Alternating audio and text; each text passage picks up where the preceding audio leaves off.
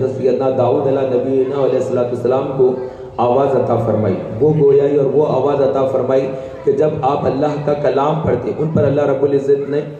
زبور کو نازل فرمایا تھا، تو جب وہ زبور پڑھتے تو ایسا ماحول بنتا تھا اور ایسی حالت ہوتی وہاں کی کہ 2 میل کا فاصلے تک کوئی پرندہ اڑتا ہے تو وہ رک جاتا اور زبور کو سنا کرتا تھا۔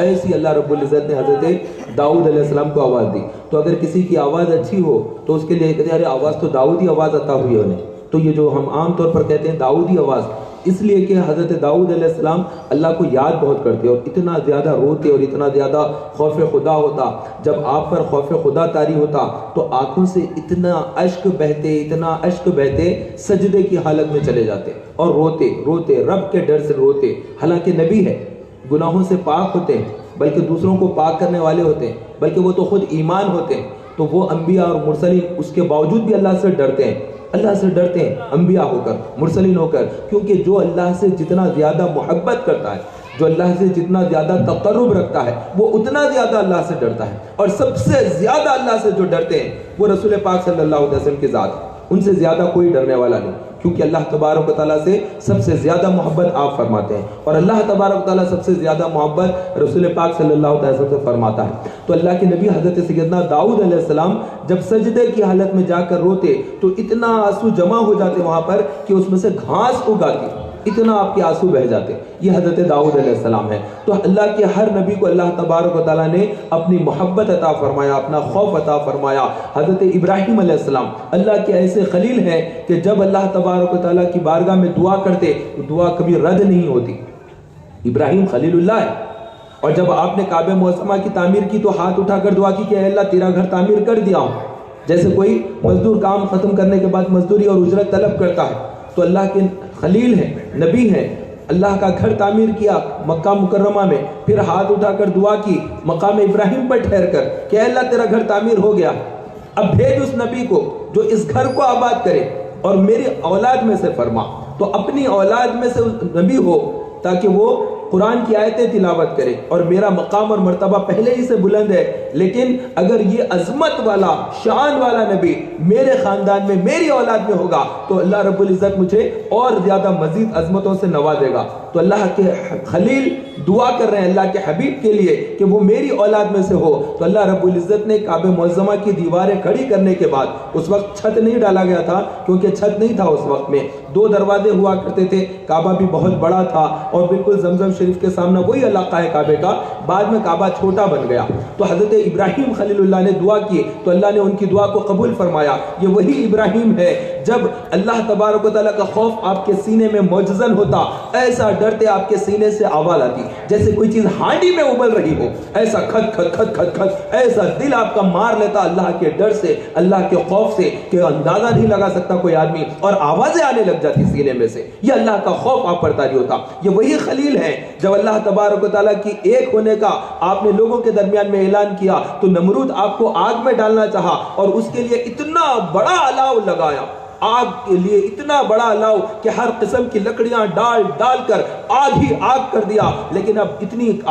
پریشانی کی بات ان کے لیے یہ ہو گئی کہ وہاں سے کوئی پرندہ اوپر سے اڑ نہیں سکتا، اڑا تو وہ بھی جل کر گر جائے گا۔ اتنی زیادہ گرمی، اتنی زیادہ وحشت وہاں پر جب ہو گئی تو پھر شیطان نے مشورہ دیا کہ اب تم کیسے ڈالو گے؟ تو میخیں گاڑو، اور میخیں گاڑ کر اس کے ساتھ انہیں رکھ دو، اور پھر یہ ابراہیم کو اس طرف سے جھولا جیسا دیتے ہیں دے دینا، وہاں جا کر یہ الاؤ میں گریں گے۔ اس طرح سے حضرت ابراہیم علیہ السلام کو آگ میں جلانے کے لیے خود شیطان بھی معاون بن گیا، اور پھر جب آپ کو ڈالا جا رہا ہے آگ میں، نمرود نے جو آگ لگائی اس آگ میں ڈالا جا رہا ہے اور ابراہیم علیہ السلام اس سمت سے جا رہے ہیں، تو اس وقت میں کیا عالم ہوگا کہ ایک طرف آگ ہے اور اللہ کے فرشتے آسمانوں پر دعائی بلند کر رہے ہیں کہ اے اللہ تیرا خلیل ہے،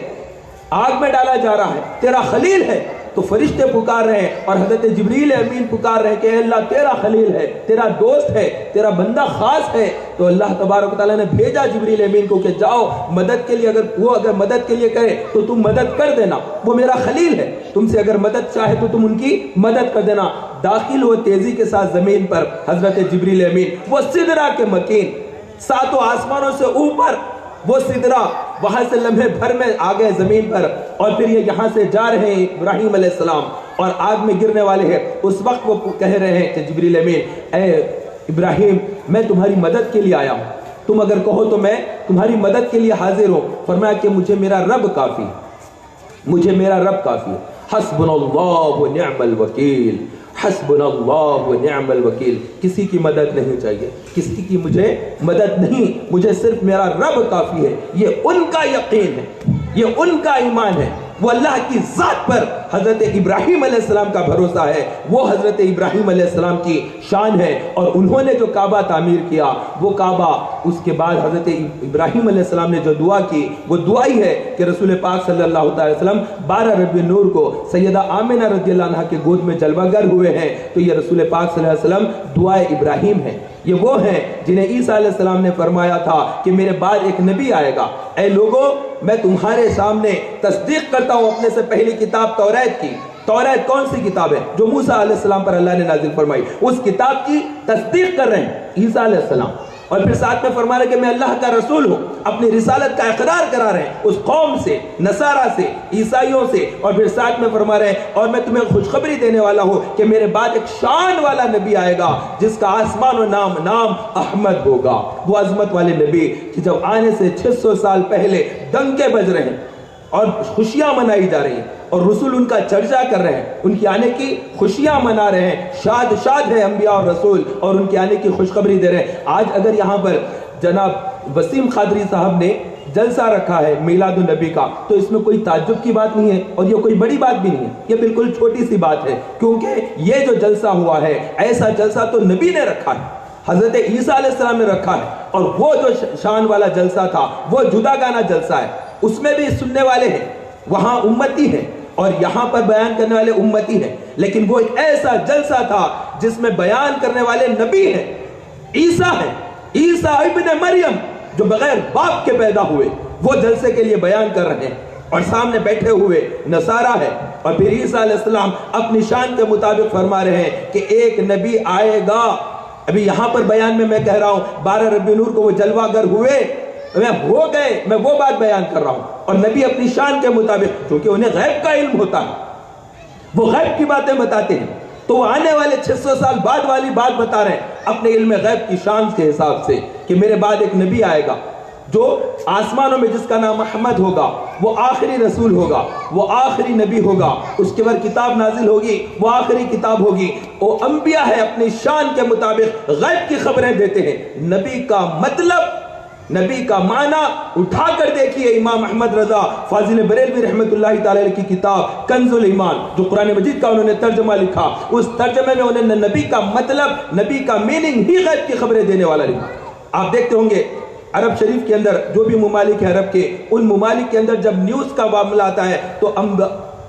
اس وقت میں نبا بول کے آتا ہے، یعنی خبریں دینا، تو نبی جو ہوتا ہے وہ بھی خبریں دیتا ہے، تو وہ خبریں نہیں جو کوئی ہسٹورین لکھتا ہے کہ ہمارے دور میں ایسا ہوا، نہیں، وہ تو آنے والی خبریں پیش کر دیتا ہے، وہ قبر میں کیا ہونے والا ہے وہ بیان کرتا ہے، حشر میں کیا ہوگا وہ بیان کرتا ہے، تو وہ شان والے نبی ہیں، اور جنہوں نے ابراہیم علیہ السلام کی اولاد میں اللہ نے جنہیں کیا، وہ اسحاق علیہ السلام کی اولاد میں سے دیگر انبیاء ہیں، سلیمان علیہ السلام، داؤد علیہ السلام، یہ سب کے سب حضرت اسحاق علیہ السلام کی اولاد سے ہیں، اور اسماعیل علیہ السلام جو ابراہیم علیہ السلام کے لقتے جگر ہیں، جنہوں نے کعبہ معظمہ کی تعمیر کی، ان کی اولاد میں سے رسول اکرم صلی اللہ علیہ وسلم ہے، اور نبی پاک صلی اللہ علیہ وسلم ابھی اعلان نبوت نہیں فرمایا، ابھی نبوت کا اعلان نہیں فرمایا، وہ کعبہ جو ابراہیم علیہ السلام نے اسماعیل علیہ السلام کے ساتھ مل کر تعمیر کیا، بوسیدہ ہوا، زمین بوس ہو گیا، وہ زمین پر آ گیا کعبہ۔ اب اس کے بعد سب نے مل کر کعبے کی تعمیر کی۔ اس دور میں جبکہ نبی پاک صلی اللہ علیہ وسلم نے اعلان نبوت نہیں فرمایا، 40 سال کی عمر میں نبوت کا اعلان کیا، کیونکہ اللہ تبارک و تعالیٰ نے چاہا کہ 40 سال تک اعلان نبوت نہ کرے، پھر کیا کرے؟ اپنے اخلاق پیش کرے، اپنا کردار پیش کریں، اپنے آپ کو پیش کریں، اپنی ذات کو منوائیں۔ تو اللہ کے نبی علیہ السلام 40 سال تک اپنے آپ کو مکے کی سرزمین پر پیش کرتے رہے۔ آپس میں قبائل کے جھگڑے ہو جاتے، سنیں جاوید صاحب، آپس میں قبائل کے جب جھگڑے ہوتے تو یہ اللہ کے نبی ہیں جو جھگڑوں کو ختم کر دیا کرتے۔ جب مسائل آ جاتے اللہ کے نبی ہے ایک گروہ بٹھاتے اور اس بات کو مسئلے کو حل کر دیتے. کتنے جھگڑے کتنے فساد مچتے ان سب کو ختم کرتے رہے, امن قائم کرتے رہے, سکون قائم کرتے رہے, شہر مکہ کے لیے لوگوں کے لیے راحت کے سامان مہیا کرتے رہے. یہ 40 سال کی عمر میں اس طرح کا اللہ کے نبی علیہ السلام کا عمل رہا ہے. حالانکہ جب پوچھا گیا حضرت سیدنا جابر رضی اللہ عنہ نے پوچھا کہ یا رسول اللہ رب العزت نے کون سی شے کو سب سے پہلے بنایا؟ ارشاد فرمایا تیرے رب نے سب سے پہلے اپنے نور سے تیرے رسول کے نور کو پیدا فرمایا, یعنی مجھے پہلے بنایا. خود نبی پاک صلی اللہ علیہ وسلم نے ارشاد فرمایا, اور ارشاد فرمایا میں اس وقت بھی اللہ کا نبی تھا جب آدم علیہ السلام مٹی اور گارے کے درمیان میں, ابھی پتلا تیار نہیں ہوا, مٹی اور پانی ملا کر گارا تیار کیا گیا ہے, اللہ نے پتلا بنانا ہے, اس وقت بھی وہ اللہ کے رسول ہیں, وہ سب سے پہلے ہیں, وہ سب سے اعلیٰ ہیں, وہ رسول ہیں. تو انہوں نے جب اعلان نبوت کیا تو 40 سال کی عمر میں کیا, تو کوئی یہ نہ سمجھے کہ 40 سال میں نبی بنے ہیں. آپ کو معلوم ہے اللہ کے نبی حضرت عیسیٰ علیہ السلام کی کیا شان ہے کہ ان کے نانا حضرت عیسیٰ ابن مریم, تو ان کے حضرت مریم کے والد وہ عمران ہیں, انہوں نے دعا کی کہ اے اللہ تم میرے یہاں پر اولاد عطا کر, تو میں بیت المقدس کی خدمت کے لیے اسے رکھ دیتا ہوں. تو اللہ تبارک و تعالیٰ کی بارگاہ میں منت کی, اللہ نے بیٹی عطا کر دی, مریم عطا کر دی. بڑے فکر مند ہو گئے کہ میں تو یہی سمجھا تھا کہ بیٹا ہوگا تو مسجد اقصیٰ کی خدمت کے لیے رکھوں گا, لیکن اب بیت المقدس کی خدمت کے لیے بیٹی کو کیسے رکھوں؟ لیکن اللہ سے وعدہ کیا ہے, میں نے منت مانی ہے, تو چلو بیٹی ہی کو رکھ دیتا ہوں. تو انہوں نے بیٹی کو ہی رکھ دیا. وہ یحییٰ علیہ السلام وہاں پر ہے, اور وہ حضرت مریم ہے جو بالکل کم سن ہے اور وہاں پر پرورش پا رہی ہے. ایک کمرے میں حجرے میں انہوں رہنے لگی, اور وقت گزرتا رہا. پھر اللہ تبارک و تعالیٰ انہیں وہ میوے کھلایا جو بے موسم کے میوے تھے, بے موسم کے میوے اللہ رب العزت نے کھلایا. تو نبی اس دور کے حیران ہوئے اور کہا کہ یہ کیسی بات ہے کہ تم بے موسم کے اللہ تمہیں میوہ کھلاتا ہے. تو وہ ضعیف نبی کہنے لگے اللہ کی بارگاہ میں کہ اے اللہ تو بے موسم کے پھل کھلا دیتا ہے, تو بے موسم کے پھل کھلاتا ہے, تو میرے یہاں اولاد نہیں ہے, میں ضعیف ہو گیا. تو اللہ نے انہیں اولاد بھی عطا فرما دی. تو اللہ رب العزت کے نبی ان کے ساتھ رہا کرتے اور ان کو اپنے ساتھ میں رکھا کرتے. وہ کم سن بچی ہے مریم, تو وہ جب بالغ ہوئی تو اللہ تبارک و تعالیٰ نے جبریل امین کو بھیجا. وہ اپنے حجرے میں ہے, سیدہ مریم اپنے حجرے میں ہے. حضرت عیسیٰ علیہ السلام کی ولادت نہیں ہوئی, ابھی وہ حجرے میں ہے. اس وقت میں آگے جبریل امین ایک مضبوط مرد کی شکل میں آئے. یہ فرشتے ہیں جو چاہیں اپنے آپ کی حیت بنا لیتے ہیں, جیسے جنات اپنی حیت بناتے ہیں, کبھی بکری بن جائیں, کبھی بلی بن جائے, کبھی انسان کی شکل اختیار کرے. تو اللہ نے جیسے اختیار دیا ہے جنات کو, ایسے ہی اختیار دیا ہے فرشتوں کو. تو جبریل امین آئے اللہ کے حکم سے اور آ کر حجرے میں آ کر ٹھہرے. تو یہ بڑی پریشان ہو گئی, ایک اجنبی مرد کو اپنے حجرے میں دیکھ کر سیدہ مریم گھبرائی اور اس کی طرف دیکھا. انہوں نے کہا کہ میں تجھے بچہ دوں گا اللہ کے حکم سے. انہوں نے کہا کہ تم مجھے کیسے بچہ دو گے, میں نے تو نکاح نہیں کیا, میں نے تو بھی شادی نہیں کی. تو فرمایا میں اللہ کے حکم سے دوں گا. اس کے بعد انہوں نے ہاتھ سے جو آستین تھا سیدہ مریم کا, وہ آستین کو پکڑا, اس میں زور سے پھونک ماری, اور جیسے ہی پھونک ماری حمل ٹھہرا, اور عیسیٰ علیہ السلام تولد ہوئے. اور جب عیسیٰ علیہ السلام پیدا ہوئے تو اس وقت یہود ان پر تہمت لگانے لگے کہ اے مریم تیرے باپ تو بڑا اچھا انسان تھا, تیرا خاندان تو اتنا اعلیٰ اور عرفہ ہے, تو نے یہ کیا کیا؟ تو حضرت مریم خاموش ہو گئی اور جواب دے رہے تھے حضرت عیسیٰ علیہ السلام, بالکل کم سن بچہ جو ماں کی گود میں ہے, اللہ کے نبی ہیں, حضرت عیسیٰ ہیں, عیسیٰ ابن مریم ماں کی گود میں ہے. اور جب یہود حضرت مریم پر تہمت لگائے زنا کی معاذ اللہ, اس وقت اللہ کے رسول حضرت عیسیٰ علیہ السلام نے فصاحت کے ساتھ بلاغت کے ساتھ بات کی. ابھی کم سن ہے, دودھ پیتے بچے ہیں ماں کی گود میں, اور فرمایا اے لوگو میں اللہ کا بھیجا ہوا رسول ہوں. یہ اللہ کے نبی ہیں جو امام الانبیاء ہیں, 40 سال کی عمر میں فاران کی بلندیوں پر کھڑے ہو کر مکہ کی سرزمین پر اعلان نبوت کرتے ہیں. تو کوئی یہ دھوکے میں نہ رہے کہ 40 سال کے بعد نبوت ملی ہے, نہ, نبوت کا اعلان کا حکم ملا ہے. نبوت تو اس وقت عطا ہوئی جب آدم علیہ السلام ہی ابھی جلوہ کرنا ہوئے. تو عیسیٰ علیہ السلام فرما رہے ہیں اے لوگو میں اللہ کا رسول ہوں. پہلے اپنی رسالت, پھر فرمایا میری ماں بے گناہ ہے, میری ماں پاک ہے, تو اپنے ماں کی پاک دامنی کی گواہی دیتے ہیں یہ اللہ کے نبی ہیں، یہ اللہ کے رسول ہیں، عیسیٰ علیہ السلام ہے، اور اللہ تبارک و تعالیٰ کی طرف سے مجھے وحی آتی ہے، یہ شان اپنی بیان کرتے ہیں۔ کوئی وحی تو اللہ ہی کی طرف سے ہوتی ہے اور صرف انبیاء اور رسول کو ہوتی ہے۔ وہ اپنی شان اور اپنی عظمتیں بیان کیے اور یہود تھک گئے، خوفزدہ ہوئے کہ یہ کیا بات ہے، اتنا کم سن بچہ کہنے لگا۔ تو وہ اللہ کے نبی ہیں، جب اعلان نبوت نہ کیا، کئی مسائل مکہ مکرمہ کے حل کر رہے ہیں، اسی وقت میں کعبہ معظمہ بوسیدہ ہو گیا۔ وہ ابراہیم خلیل اللہ، وہ اسماعیل ذبیح اللہ، جنہوں نے اس کی بنیادیں رکھی، دیواریں کھڑی کی، دروازے لگائے، وہ بوسیدہ ہو کے زمین پر آ گیا۔ تو اس وقت میں سب کے سب نے مل کر کعبے کی دوبارہ تعمیر کی۔ ابھی اعلان نبوت نہیں ہوا، کعبے کی دوبارہ تعمیر ہو رہی ہے۔ جب کعبہ معظمہ کی دوبارہ تعمیر کا کام شروع ہوا تو لوگوں نے پیسہ شروع کیا جمع کرنا۔ اب ان کے پاس پیسہ حرام کا تھا، وہ مکہ کے رہنے والے، ان کے پاس کا جو کاروبار تھا وہ شراب کا کاروبار، وہ شراب پیا کرتے، شراب بیچا کرتے، تو اس کی آمدنی کو وہ حرام جانتے تھے اور کعبہ معظمہ کو بہت مکرم اور معظم جانتے تھے، اس لیے اپنا گندا پیسہ کعبے کی تعمیر کے لیے لگا نہیں سکتے۔ کچھ وہ تھے جو بڑے سود خور تھے، تو وہ اپنا پیسہ اس کے اندر لگانے کے لیے پیچھے ہٹ گئے کہ ہم تو سود خور ہیں، ہمارا پیسہ اللہ کے گھر کے لیے نہیں لگا سکتے۔ تو اب سب نے مل کر جتنا ہو سکتا کیا، تو بہت کم پیسہ جمع ہوا، تو کعبے کی جو تعمیر تھی وہ اتنی بڑی کعبے کی تعمیر نہیں ہوئی جتنا ابراہیم علیہ السلام نے بنایا۔ تو کعبہ جو کہ ریکٹینگل شیپ کا تھا وہ جا کر اسکوائر شیپ میں چھوٹا سا بن گیا، کچھ حصہ کعبے کا چھوٹ گیا۔ ام المومنین عائشہ صدیقہ رضی اللہ تعالیٰ عنہ نے حضرت رسول اکرم صلی اللہ علیہ وسلم سے دریافت کیا کہ یا رسول اللہ، کعبہ جب ابراہیم علیہ السلام کا اتنا بڑا ہے تو پھر ہمارے یہاں پر اتنا کم کیسے ہو گیا؟ اتنا چھوٹا کعبہ، اتنی کم زمین پر یہ کعبہ کیوں بنا ہوا ہے؟ تو رسول اکرم صلی اللہ علیہ وسلم نے ارشاد فرمایا، اے عائشہ، تیری قوم کے پاس پیسہ نہیں تھا اس لیے یہ چھوٹا بنا۔ پیسے سے مراد یہاں پر پاک پیسہ ہے، حالانکہ پیسہ تھا لیکن وہ پیسہ وہ لوگ لگانا نہیں چاہتے تھے، ڈرتے تھے کہ اللہ کا گھر ہے، ہم اپنا پیسہ اس میں نہیں لگا سکتے، تو پاک مال تھوڑا تھوڑا لگا کر چھوٹا سا کعبہ بنائے۔ اس لیے دائر حتیم کے اندر سے طواف کرنا منع ہے کہ وہ خود کعبے میں داخل ہے۔ جب کعبہ ہوگا تو ادھر ایک بہت بڑا زمزم جیسے اوپر سے پانی جب آتا ہے بارش کا تو وہاں سے ایک پرنالہ ہے، تو اس پرنالے سے جس سمت میں گرتا ہے تو وہاں پر وہ دائرہ ہے، وہ حتیم کہلاتا ہے۔ کعبہ معظمہ کا وہ دائرہ حتیم کہلاتا ہے۔ وہ حتیم کا دائرہ ابراہیم علیہ السلام کے کعبے کے اندر تھا، بعد میں کعبہ کے باہر ہو گیا۔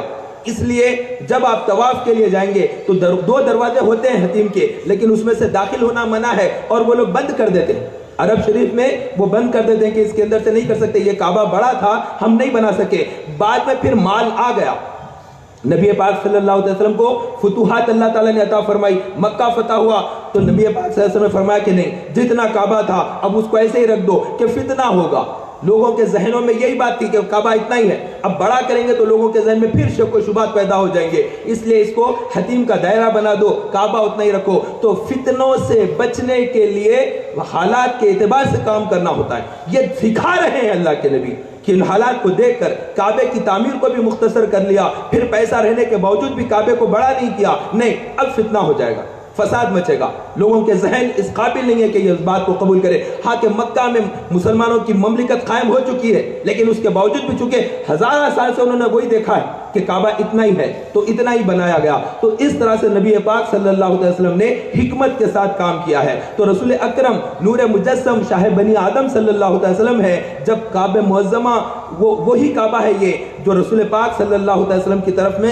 سجدے کے لیے جھکا جب آپ کی ولادت باسعادت ہوئی۔ اللہ کے نبی علیہ السلام ہے جو کعبے سے بہت زیادہ انس رکھتے، محبت رکھتے، کیونکہ اس وقت میں قبلہ کعبہ نہیں تھا ہمارا۔ نبی پاک صلی اللہ علیہ وسلم جب نماز پڑھتے مکہ میں، اس وقت قبلہ ہمارا کعبہ نہیں تھا بلکہ بیت المقدس قبلہ اول ہے، وہ ہمارا پہلا قبلہ۔ مسجد فلسطین، بیت المقدس کی وہ مقدس مسجد، وہ مسجد اقصی جو انبیاء کی مسجد کہلاتی ہے، جہاں پر ابراہیم علیہ السلام، اسماعیل علیہ السلام سب وہاں پر آئے ہیں اور بڑے بڑے انبیاء اور رسول وہاں پر آئے ہیں۔ 1000 سے زیادہ انبیاء کے ایک ہی جگہ پر مزارات ہیں وہاں پر۔ وہ ایسی سرزمین ہے فلسطین کی سرزمین، بہت سے انبیاء فلسطین میں ہیں، بہت سے صحابہ مدینے میں ہیں، بہت سے اولیاء بغداد میں ہیں، تو اتنی مقدس سرزمین وہ فلسطین کی سرزمین، تو وہاں پر حضرت ابراہیم علیہ السلام کا خاندان، آبا و اجداد کے سب یہاں سے جمع ہوتے ہیں۔ تو نبی مکرم صلی اللہ علیہ وسلم کو حکم یہی تھا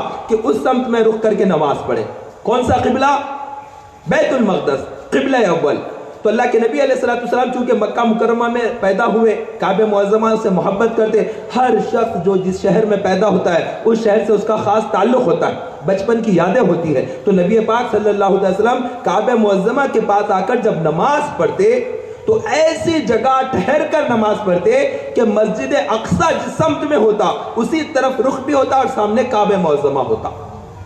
قبلہ کون سا تھا؟ مسجد اقصی، لیکن سامنے کیا ہوتا؟ کعبہ معظمہ۔ کیوں؟ کیونکہ قبلے کی طرف رخ کرنا ہے تو مسجد اقصی کی طرف رخ تھا، لیکن سامنے کعبہ رکھ کر نماز پڑھا کرتے تھے اللہ کے حبیب صلی اللہ علیہ وسلم۔ ایسے ہی نمازیں پڑھتے رہے اور اس کے بعد وقت آیا، اللہ تبارک و تعالیٰ نے جب چاہا تو جب نبی پاک صلی اللہ علیہ وسلم کو حکم ہجرت فرمایا،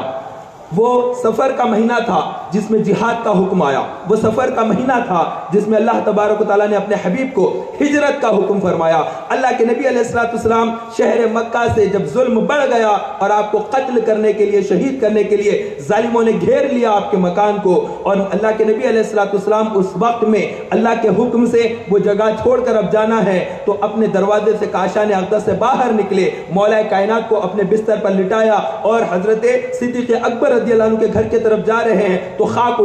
اٹھا کر ان لوگوں کی طرف ڈالی اور دروازہ کھول کر جانے لگے، تو وہاں پر جو لوگ تھے جو آپ کو قتل کرنے کے لیے برہنہ تلواریں لیے کھڑے تھے، وہ ظالم، وہ مشرک، وہ مکہ کے لوگ، وہ بڑے بڑے روسا، جو ہر قبیلے کا ایک آدمی تھا۔ کیوں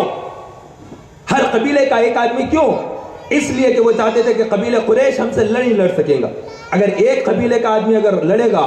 مارے گا، قتل کرے گا تو اس کو سب مل کر ماریں گے، قبیلہ قریش ان سے لڑے گا۔ تو جتنے عرب کے قبائل ہیں ہر قبیلے کا ایک آدمی مل کر محمد پر حملہ کر دیا جائے، انہیں قتل کر دیا جائے، تاکہ ہمارے لات اور منات، حبل اور یغوث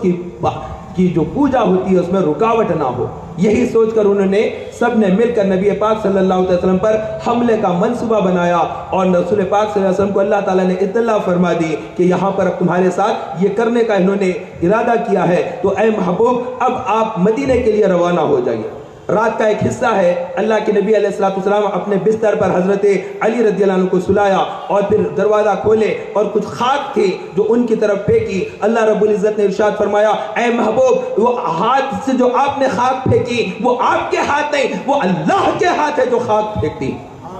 اللہ نے اپنے ہاتھ فرمایا، وہ رسول کے ہاتھ ہے، وہ دیدار الہ کرنے والی آنکھیں، اور ان کے ہاتھ کو خود اللہ نے اپنا ہاتھ فرمایا، ید اللہ ہے، اللہ کا ہاتھ ہے، رسول کا ہاتھ۔ تو یہ مقدس ذات ہے اللہ کے حبیب کہ جن کے ہاتھ کو خود اللہ نے اپنا ہاتھ ارشاد فرمایا۔ اور اللہ کے نبی علیہ السلام جب وہاں سے جانے لگے تو دیدہ کور کو کیا آئے نظر، کیا دیکھے؟ وہ کچھ نہ دیکھے، سامنے موجود ہے لیکن کچھ نہ دیکھے، اور اللہ کے نبی ان کے درمیان میں سے تشریف لے گئے اور مدینہ منورہ جا رہے ہیں۔ تو تاجدار مدینہ صلی اللہ علیہ وسلم اب جا رہے ہیں تو 2 اونٹنیاں پیش کی حضرت صدیق اکبر نے، وہ سرخ رنگ کی تھی، لال رنگ کی۔ بچوں کو خاموش بٹھا دیں، ریکارڈنگ میں بھی آواز آئے گی۔ ایک مرتبہ درود پاک پڑھ لیجیے۔ اللہم صلی علی سیدنا مولانا محمد معدن الجود والکرم والہ وبارک وسلم، صلاۃ و سلام علیک یا سیدی یا حبیبی یا رسول اللہ۔ تو تاجدار مدینہ صلی اللہ علیہ وسلم کی بارگاہ میں حضرت سیدنا صدیق اکبر رضی اللہ تعالیٰ عنہ نے اونٹنیاں پیش کی، وہ لال رنگ کی جن کے پیٹ دبے ہوئے تھے، جو بہت تیزی کے ساتھ دوڑتی، ایسی اونٹنی پیش کی۔ اللہ کے نبی علیہ السلام نے فرمایا، میں قیمتی تحفہ اس طرح سے قبول نہیں کرتا، اور آقا کریم صلی اللہ علیہ وسلم نے اس کی قیمت ادا فرمائی۔ اور انہوں نے کیا کہ یا رسول اللہ کہ آپ میری چیز کو قبول نہیں فرماتے؟ اللہ کے نبی علیہ السلام نے ارشاد فرمایا، ثواب کے لیے میں بھی اللہ کا طلبگار، میں بھی اللہ سے ثواب کا طلبگار ہوں، اس لیے میں خود یہ سفر کے اندر اپنے پیسے سے، اپنی رقم سے میں اونٹنی خریدوں گا۔ تو اللہ کے نبی علیہ السلام نے اس کی قیمت ادا کی اور وہ سرخ اونٹنی استعمال کی۔ اور جب اللہ کے نبی علیہ السلام جا رہے ہیں تو کہاں پر پہنچے؟ مدینہ پہنچے۔ تو مدینہ کے لوگوں کو اطلاع ہو چکی تھی کہ اللہ کے نبی علیہ السلام آنے والے ہیں، تو وہ اس خوشخبری میں روزانہ آ کر شہر کے باہر ٹھہرتے، کہ اللہ کے نبی اب آئے کہ اب آئے، اب آئے کہ اب آئے، روزانہ آ کر دن میں کھڑے جاتے، شام ہوتی تو واپس چلے آتے۔ بنو نجار کی وہ لڑکیاں اس وقت دف بجاتی اور پھر اللہ کے نبی علیہ السلام کے استقبال کے لیے خوشی کے ساتھ، جوش اور محبت اور عقیدت اور ایمان کے ساتھ دف بجایا کرتی۔ تو دف اللہ کے نبی علیہ السلام کی آمد پر، خوشی کے موقع پر بجایا گیا اور اللہ کے حبیب صلی اللہ علیہ وسلم کو سنایا گیا، اور اللہ کے نبی علیہ السلام اس وقت دف سن رہے ہیں اور صحابہ دیکھ رہے ہیں۔ اور اس وقت میں جو بنو نجار کی لڑکیاں، بنو نجار کون ہے؟ یہ جو لکڑی کا جو کام کرتے ہیں، جیسے ہمارے یہاں پر کارپینٹر کہتے ہیں، تو مدینہ منورہ ایک ایسی بستی ہے جس میں بہت زیادہ سبزہ ہے، درخت ہے، تو وہاں کے جو کارپینٹرز ہوتے ہیں، تو وہ جو نجار تھے، تو اس خاندان کی لڑکیاں تھیں، وہ دف بجانے لگے۔ طلع البدر علینا، طلع البدر علینا من ثنیات الوداع وجب الشکر علینا ما دعا للہ داعی۔ یہ کلام پڑھا جا رہا تھا اور حضرت رسول پاک صلی اللہ علیہ وسلم کی اب آمد کا موقع ہے مدینے میں، اس وقت یہ مبارک کلام پڑھا جا رہا ہے۔ اور مزے کی بات یہ ہے کہ اس وقت میں صدیق اکبر رضی اللہ عنہ، نبی پاک صلی اللہ علیہ وسلم شہر مدینہ میں داخل ہو رہے تو حضرت سیدنا بریدہ رضی اللہ تعالیٰ عنہ، سیدنا بریدہ رضی اللہ تعالیٰ عنہ آئے اور اپنے سر سے امامہ کھولا، اپنے سر سے امامہ کھولا، اور جو بھالا ہوتا ہے پھینک کے جو جنگ کے اندر لڑتے ہیں، ایک بڑا سا بھالا ہوتا ہے، وہ بھالا لیا اور بھالے کو لپیٹا، بھالے کو لپیٹ کر جھنڈے کی طرح لہرا رہے تھے۔ جھنڈے کی طرح لہراتے ہوئے حضرت سیدنا بریدہ رضی اللہ تعالیٰ عنہ آگے آگے دوڑتے ہوئے جا رہے ہیں، اور لوگ دیکھ رہے ہیں کہ سیدنا بریدہ رضی اللہ عنہ جھنڈا لہرا رہے ہیں، اور پیچھے رسول پاک صلی اللہ علیہ وسلم اور صدیق اکبر رضی اللہ عنہ خرامہ داخل مدینہ ہو رہے ہیں۔ تو جب نبی پاک صلی اللہ علیہ وسلم مدینے میں داخل ہو رہے ہیں تو اس وقت صحابی جھنڈا لہرا رہے ہیں۔ تو یہ جو محبت رسول میں جھنڈا لہراتے ہیں، یہ وہی سنت کو ادا کرتے ہیں جو حضرت سیدنا بریدہ رضی اللہ تعالیٰ عنہ نے کیا ہے۔ اور یہ جھنڈے کا ایسا ہی نہیں کہ نبی پاک صلی اللہ علیہ وسلم ہجرت کے موقع پر ہی جھنڈے کا واقعہ پیش آیا، بلکہ اس سے پہلے حضرت سیدتنا آمنہ رضی اللہ عنہ بیان کرتی ہیں، جب نبی مکرم صلی اللہ علیہ وسلم کے متعلق فرمایا کہ جب محمد میرے یہاں تولد ہوئے تو اس وقت میں نے دیکھا کہ ایک روشنی تھی، ایسی روشنی اور ایسا نور چھایا کہ میں نے ملک شام کے بڑے بڑے جو محل ہوتے ان محلوں کا میں نے یہاں سے مظاہرہ کر لیا، میں نے یہاں سے اس کا نظارہ کیا۔ اور فرماتی ہے کہ نبی پاک صلی اللہ علیہ وسلم کی جب ولادت باسعادت ہوئی تو میں نے دیکھا کہ کعبہ معظمہ پر ایک جھنڈا گڑا ہے، مشرق اور مغرب میں بھی ایک ایک جھنڈا جبریل امین نے گاڑ دیا۔ تو ان کی آمد تھی کہ کعبہ معظمہ پر بھی اللہ رب العزت نے جھنڈے کو بلند کروایا۔ اپنے گھروں پر، مسجدوں پر اگر جھنڈا بلند کرتے ہیں تو یہ بڑی اچھی بات ہے کہ خود کعبہ معظمہ پر بھی جھنڈا بلند کیا گیا۔ اب بعض لوگ کہتے ہیں کہ یہ تو شرک ہو جائے گا، آواز تھوڑی بڑھا لیجئے، بعض لوگ کہتے ہیں کہ یہ شرک ہو جائے گا، اللہ کے نبی علیہ السلام کی ولادت کا جشن منانا وہ سمجھتے ہیں کہ یہ شرک ہو جائے گا۔ ایک بار درود پاک پڑھ لیجئے، آپ ان سے بعد میں آتے، تھوڑا سا آواز بڑھا لیجئے، صلی اللہ علیہ محمد صلی اللہ علیہ وسلم۔ آواز فلکچویشن چل رہا ہے، کچھ کم بڑھ کے ہو رہی ہے، دیکھیے کیا بیماری ہے۔ درود پاک پڑھیے، اللہم صلی علی سیدنا مولانا محمد معدن الجود والکرم والہ وبارک وسلم، صلاۃ و سلام علیک یا سیدی یا حبیبی یا رسول اللہ۔ تو تاجدار رسالت صلی اللہ علیہ وسلم جب جلوہ گر ہوئے تو اللہ تبارک و تعالیٰ نے آپ کی آمد پر جھنڈے بھی لہروا دیے، اور وہ مبارک موقع تھا اس وقت جب کہ سب کے سب بت عہدے گر پڑے۔ حضرت سیدنا عبد المطلب فرماتے ہیں کہ میں اس رات کعبہ معظمہ کے پاس آیا طواف کعبہ کے لیے، تو میں نے دیکھا کہ سب کے سب بت عہدے منہ گر پڑے ہیں اور کعبہ معظمہ ہمارے گھر کی طرف جھکا ہوا ہے، کعبہ سجدے کو جھکا ہے۔ اعلیٰ حضرت امام احمد رضا فاضل بریلوی رحمۃ اللہ علیہ کیا زبردست عاشق رسول ہے، کیا ان کا عشقیہ کلام ہے، کیا ان کا عشقیہ دیوان ہے۔ فرماتے ہیں جن کے سجدے کو محراب کعبہ جھکی، ان بھووں کی لطافت پہ لاکھوں سلام۔ تو وہ کعبہ سجدے کو جھکا ہے تو وہ رسول اکرم صلی اللہ علیہ وسلم کی ذات بابرکت ہے۔ اور اللہ کے نبی علیہ السلام جب تولد ہوئے تو جتنے وہاں پر بت تھے، وہ 360 بت تھے وہاں پر، کعبے کے اندر بھی اور اطراف میں بھی، وہ سب کے سب عہدے منہ گر پڑے۔ اس میں جس کی ہائٹ سب سے زیادہ بلند تھی اس کا نام تھا حبل، اور جو سب سے زیادہ جس کی پرستش ہوتی تھی اس کا نام تھا عزہ، عزت والا، سب سے زیادہ عزت والا۔ ہر قسم کے کام بنانے والا، ہر بگڑے کاموں کو بنا دینے والا جو خدا ہے وہ عزا ہے، عزت والا۔ حالانکہ وہ طائف کی طرف اس کی مندر تھی، وہاں پر وہ دیوی ہوتی تھی، مورتی، وہ تینوں بھی عورتیں ہیں، لات، منات اور عزا، یہ تینوں بھی عورتیں تھی جس کی وہ پرستش کرتے تھے۔ تینوں کے الگ الگ جگہ پر ان کے خداؤں کے رکھنے کی وہ جگہیں تھی، لیکن ان کی جو مورتی جو بنائی گئی تھی وہ کعبہ معظمہ کے اندر رکھے ہوئے تھے، اور ان کی وہ بہت زیادہ تعظیم اور ریسپیکٹ کیا کرتے تھے۔ تو یہ تینوں کے تینوں گر گئے، اور بعد میں جب نبی پاک صلی اللہ تعالی وسلم نے کعبہ معظمہ کو فتح کر لیا تو حضرت سیدنا